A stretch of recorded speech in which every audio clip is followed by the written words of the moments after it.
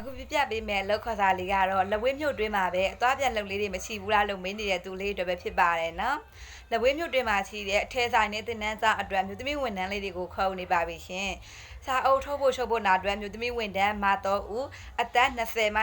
28ပညာအရေးချင်းကတော့မလိုဘူးเนาะအစီကံလားစာလေးကိုတော့2သိန်း9,000အပြင်ရမှန်ကြီး2,000မှရချိအောင်မှာဖြစ်ပါတယ်เนาะအထဲဆိုင်အတွက် online ဆေးမြို့သမီးဝန်ထမ်း3ဦးအသက်20မှ28ပညာအရေးချင်းအထက်တန်းအစီကံလားစာလေးကိုတော့ကျွမ်းကျင်ပေါ်မူတည်ပြီးညှိနှိုင်းပြီးတောင်းဖြစ်ပါတယ်ရှင်ဝန်ထမ်းလေးတွေကိုအုပ်ချုပ်ဖို့နာအတွက်အမင်လီဒါမာ3ဦးအသက်အရွယ်လေးကတော့20မှ28ပညာအရေးချင်းလေးကအထက်တန်းအောင်သို့မဟုတ်ဘွဲရဖြစ်ရင်ရပါပြီရှင်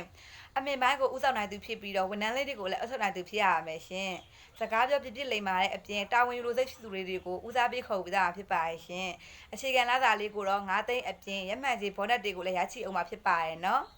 အလောက်ချိန်လေးကိုတော့မနေ့ချင်းမှညနေ9အဆောင်နေလို့ရပြီးတော့အသွားပြန်လည်းလုပ်လို့ရပါရဲ့ရှင်ပိတ်ရက်လေးကတော့တစ်လ2ရက်ဖြစ်ပါတယ်နော်